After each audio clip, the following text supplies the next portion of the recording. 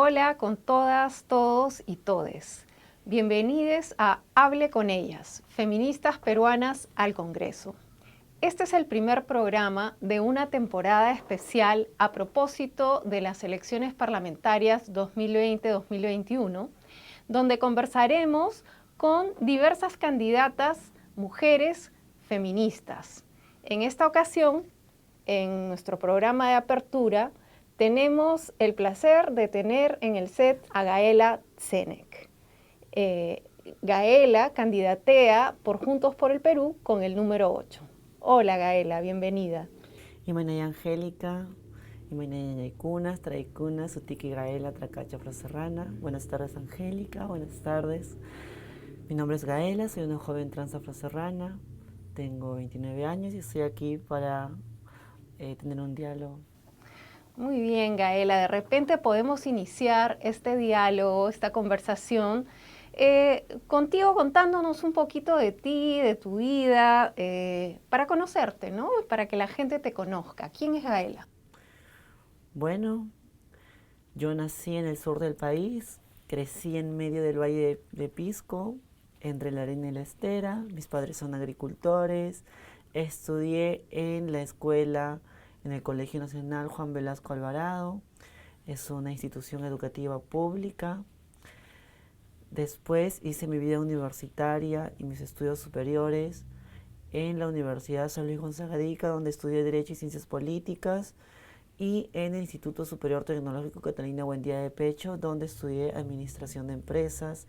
Al culminar mis estudios superiores, yo me vi en la obligación de poder trasladarme aquí a Lima en la búsqueda de un mejor futuro, como muchos ciudadanos aquí en la capital. Ujú. Gaela, me imagino que hacer toda esta trayectoria educativa no habrá sido nada fácil para ti como mujer trans, ¿no? Sabemos que las mujeres trans tienen muchas dificultades en una serie de aspectos, ¿no? Y lo educativo también es un asunto importante. Pero digamos, ¿cómo así a lo largo de tu trayectoria tú entras en la política y decides hacer política? Bueno, yo desde que tengo uso de razón he visto las desigualdades con las que opera este sistema. Lo he vivido en la escuela, donde era víctima de bullying transfóbico, de homofobia, donde he visto de cerca cómo esta sociedad te trata de manera distinta. Y lo he seguido viendo a lo largo de toda mi vida en la universidad, o cuando trabajaba para poder postular a la universidad. Yo trabajaba en fondos donde tenía que trabajar entre 12, 14, 16 horas diarias para poder conseguir algo y postular a la universidad, pero no era la única, ¿no? Esta sociedad, este país que se dice democrático, viola una serie de derechos a muchos, a muchas ciudadanas, y este tipo de desigualdades me impulsó a formar parte de organizaciones sociales, ¿no? Yo ingresé a la sociedad civil justo formando parte de organizaciones animalistas, ambientalistas, y hemos hecho una serie de acciones, conociendo el camino del feminismo, lo que me cambió la vida totalmente. Y a través de la sociedad civil hemos realizado marchas, plantones, hemos realizado campañas de desparasitación gratuita, de reforestación, campañas contra la violencia. Sin embargo, siempre estamos incidiendo sobre el resto, siempre estamos tratando de que alguien más tome en cuenta nuestras propuestas. Y hay una gran limitante con eso, ¿no? Porque finalmente no somos los que tomamos las decisiones, sino estamos siempre en función al gusto o a convencer a alguien, ¿no? Y cuando me di cuenta de esto, decidí hacer política y comencé a investigar dentro de todos los partidos políticos para ver cuál reflejaba la propuesta de país que yo pretendo construir, ¿no? Y daba la casualidad que ninguno de los espacios políticos que hasta ese entonces yo conocía reflejaban la propuesta de país que yo perseguía, ¿no? Pero no era la única. Nos juntamos varias personas que queríamos un nuevo Perú, un país distinto, que esté de cara a la población y que ponga fin a las desigualdades.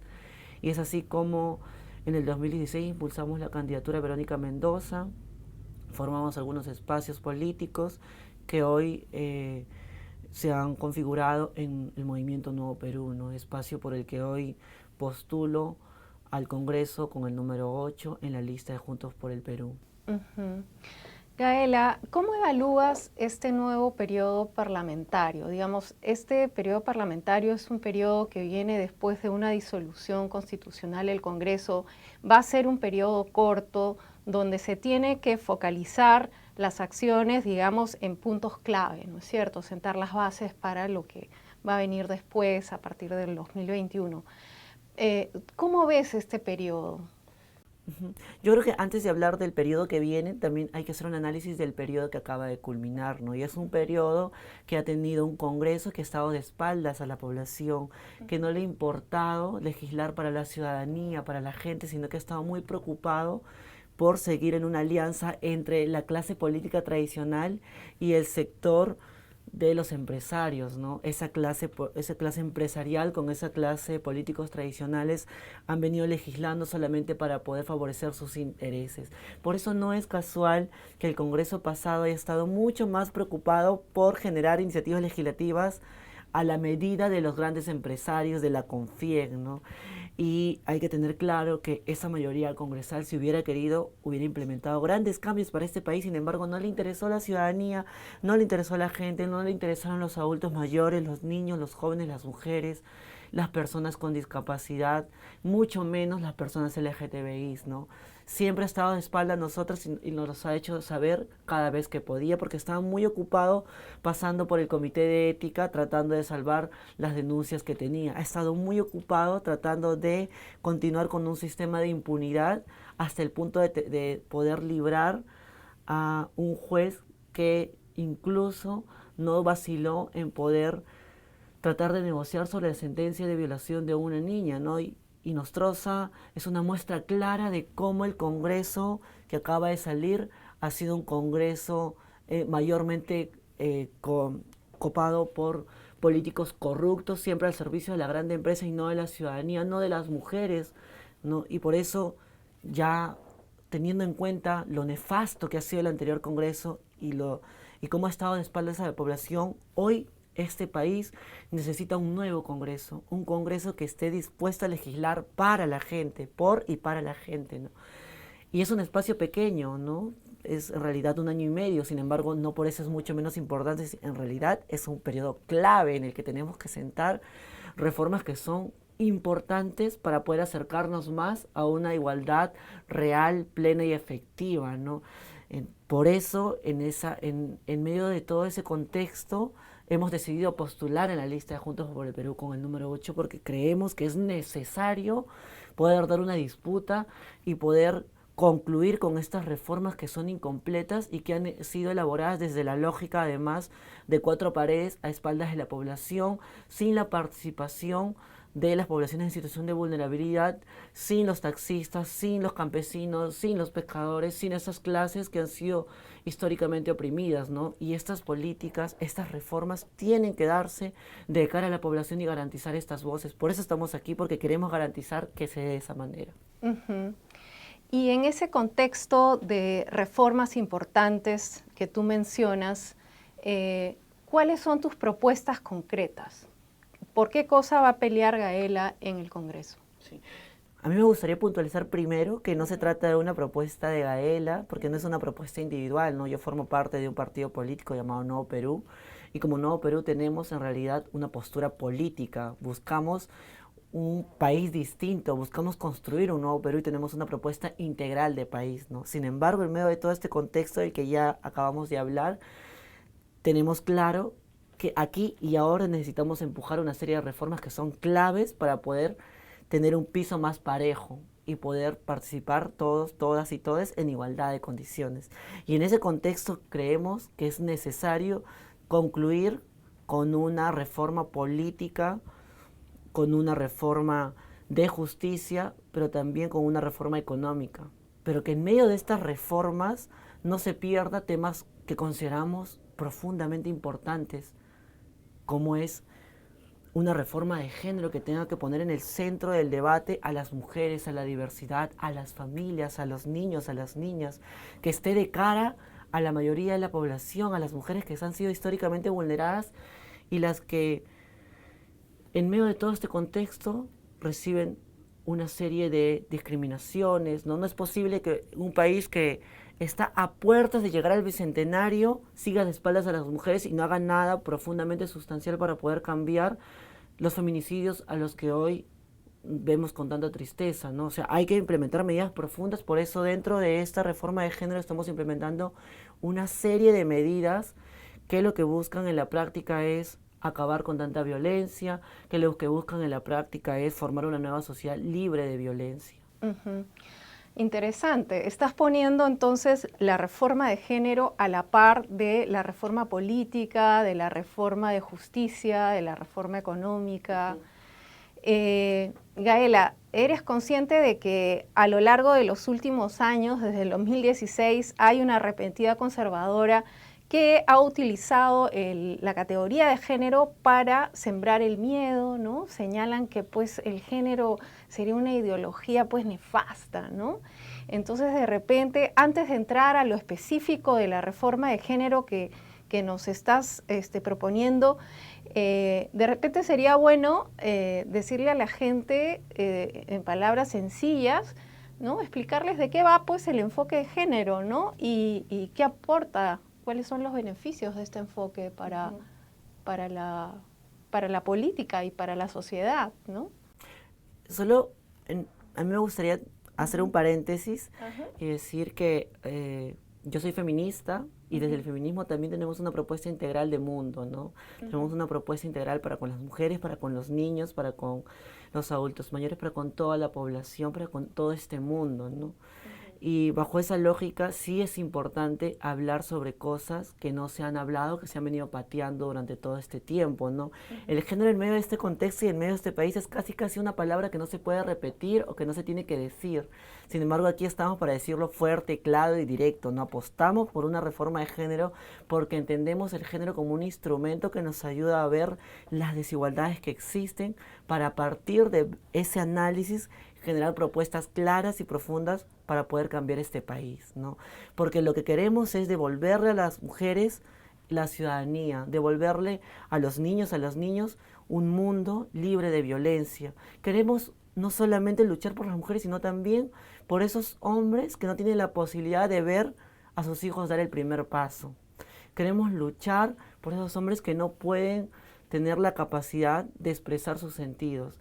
Queremos luchar para que cuando una mujer diga que no, sea entendido como tal, ¿no? Y ese tipo de cosas se disputan desde el género, porque el enfoque de género nos ayuda a entender y nos ayuda a profundizar el análisis y nos ayuda a ver justamente dónde radican las desigualdades que generan finalmente el atropello de derechos, ¿no? Y es necesario decirlo fuerte y claro. Acá no vamos a entibiar ni livianizar el discurso, la práctica, las políticas ni las propuestas, ¿no? Esta es una propuesta feminista, esta es una campaña feminista y como tal lo vamos a decir con toda claridad, apostamos por una reforma de género. Excelente. Ahora sí, Gaela, explícanos en qué consiste la reforma de género, cuáles son los puntos clave de esta reforma de género.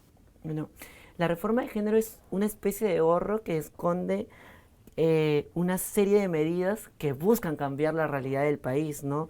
Y dentro de esas medidas tenemos varias iniciativas legislativas, ¿no? La primera es una ley de educación sexual integral, una ley que ponga sobre la mesa el derecho de los y las estudiantes, de les niños, a poder recibir una educación sexual integral, que puedan mañana más tarde saber cuando lleguen a los 15, 20 años que existen métodos anticonceptivos y cómo se usan, ¿no? No es posible que en medio de esta sociedad que se dice democrática aún continúen y hayan adolescentes, hayan juventudes que no sepan de la existencia de métodos anticonceptivos, que no respeten la decisión de una mujer cuando dice que no, ¿no? Y ese tipo de cosas se tienen que cambiar, porque la educación, como la estamos viendo en estos momentos, lo único que hace es continuar con una educación que sigue criando, que sigue educando futuros feminicidas, futuros violadores, futuros violentadores, futuros transfóbicos, futuros homofóbicos, ¿no? Y es necesario acabar con los discursos de odio que han tratado de implementar los miembros de Con mis hijos no te metas, que en la práctica no luchan por los niños y por las niñas, ¿no? Luchan por los niños heterosexuales, luchan por un modelo único de familia, no han luchado por mí. Cuando yo estuve en la escuela yo viví en carne propia lo que es la transfobia o el bullying transfóbico y he pensado en más de una oportunidad dejar la escuela. No soy la única, ¿no? Una serie de niños, de niñas y de niñas en la escuela, lejos de ir a aprender, van a poder esquivar discriminaciones. Y este tipo de cosas no pueden continuar. Este tipo de cosas tienen que terminar y tenemos que apostar por lo preventivo. Por eso venimos impulsando una ley de educación sexual integral como tal. Uh-huh. ¿Y por qué sería necesaria una ley?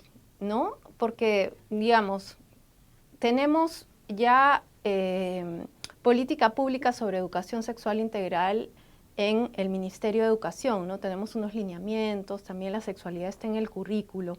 ¿Por qué sería pertinente tener una ley? ¿Por qué sería pertinente que el Congreso se ocupe de eso?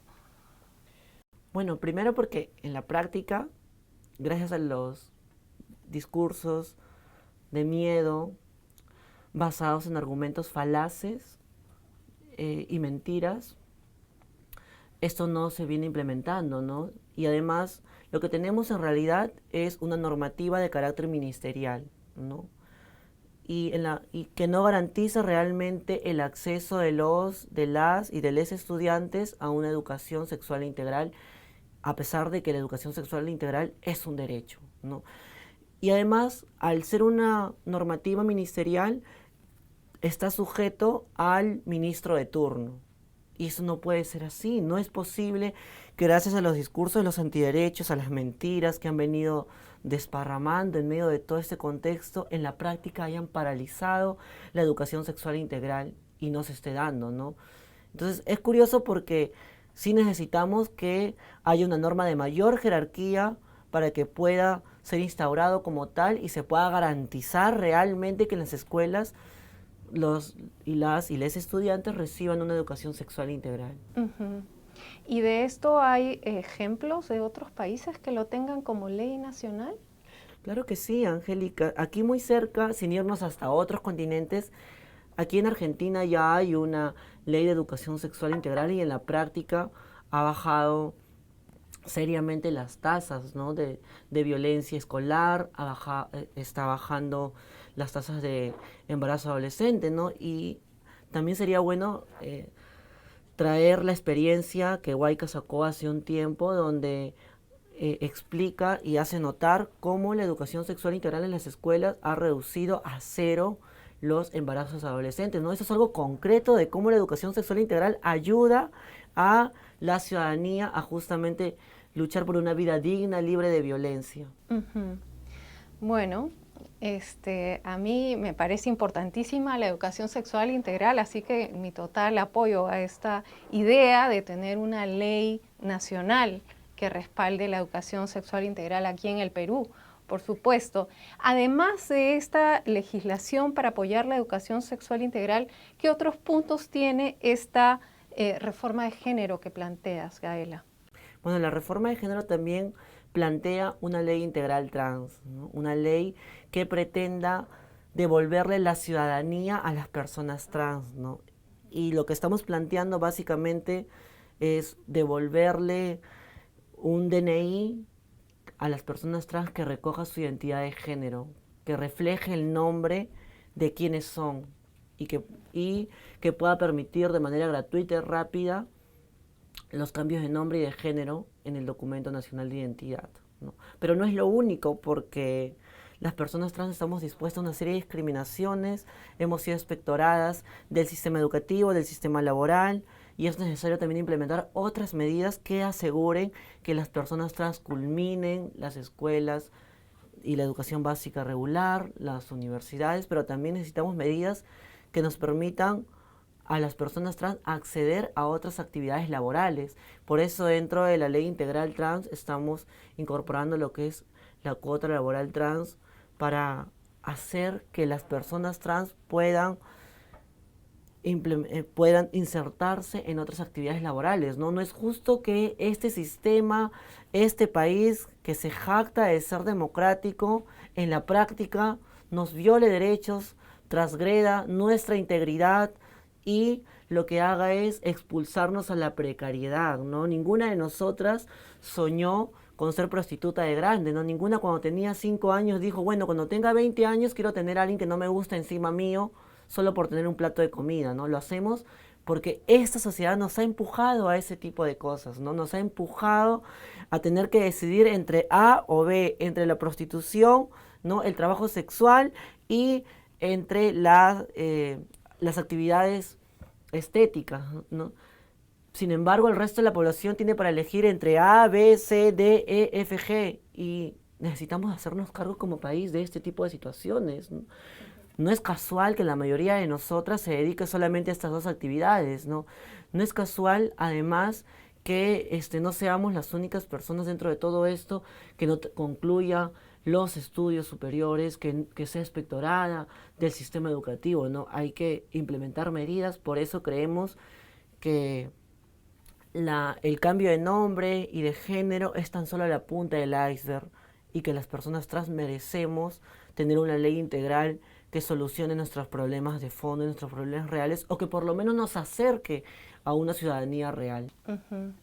Bueno, entonces ya tenemos 2 puntos, la educación sexual integral como ley nacional, la ley integral trans. ¿Qué más? Bueno, otra de las cosas que estamos proponiendo dentro de la reforma de género es un sistema nacional de cuidados que va en la línea de lo que ya hemos venido trabajando.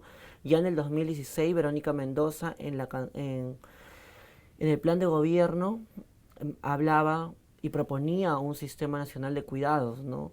Hoy creemos que es necesario continuar hablando sobre este sistema nacional de cuidados y además profundizar la propuesta, ¿no? Por eso creemos que es necesario colocar en el centro de la mesa ese trabajo que está invisible, que no está remunerado, que no es valorado por el país, ¿no? Nadie valora el aporte que se hacen sobre las personas que sostienen el trabajo de cuidado en medio de todo este país, ¿no? Y es necesario que como país... En su mayoría mujeres, Estado, ¿no? En su mayoría mujeres, siempre una mujer, ¿no? A veces la madre, o la hija mayor, o la tía, o la abuela, pero siempre una cuerpo feminizada, y no es justo, ¿no? No es justo que este trabajo que se hace con tanto esfuerzo pase desapercibido, y es necesario que como Estado nos hagamos cargo y como países implementemos espacios de cuidado para que las personas, para que las familias, para que las parejas puedan trabajar sin el temor de que sus hijos estén sueltos, ¿no? Y como país necesitamos eso, ¿no? Valorar ese trabajo, cuantificarlo y poder implementar espacios de cuidado. Y esto en la práctica también rompe con la idea de que estamos en contra de las familias, porque no estamos en contra de las familias, estamos a favor no de la familia, sino de las familias, porque no existe un único modelo de familia, ¿no? Uno sale de estas 4 paredes y va a poder notar que existen diversas familias y estamos apuntando a fortalecer esas familias. Uh-huh. Hay otros temas que tienen que ver con el género, que no sé si los estás considerando dentro de este tema de la reforma de género, ¿no? Que son, digamos, demandas que ya han sido hechas anteriormente también, digamos, por el movimiento gay, de gays y lesbianas, como el matrimonio igualitario, ¿no? Y desde el feminismo, por supuesto, la ley por el aborto legal, seguro y gratuito. ¿Estos asuntos también están comprendidos dentro de la reforma de género? ¿Qué piensas tú de esto? Yo no concibo una participación dentro del Congreso sin luchar por el matrimonio igualitario y sin luchar por la despenalización del aborto en todas las causales. Como país no podemos seguir permitiendo que hayan madres contra su voluntad, que se imponga la maternidad a mujeres y a cuerpos feminizadas y a cuerpos gestantes que no están dispuestas a ser madres, ¿no? Estamos obligándolas a ser madres contra su voluntad.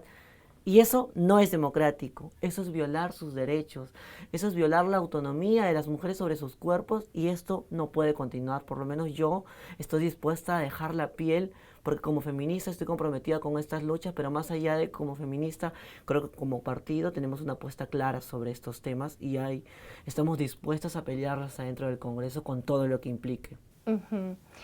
Gaela, cuando hablas de reforma de género, me resuena un poco la reforma agraria, ¿no? Tú sabes que cuando se hizo la reforma agraria, Velasco dijo algo así como: campesino, el patrón no comerá más de tu pobreza.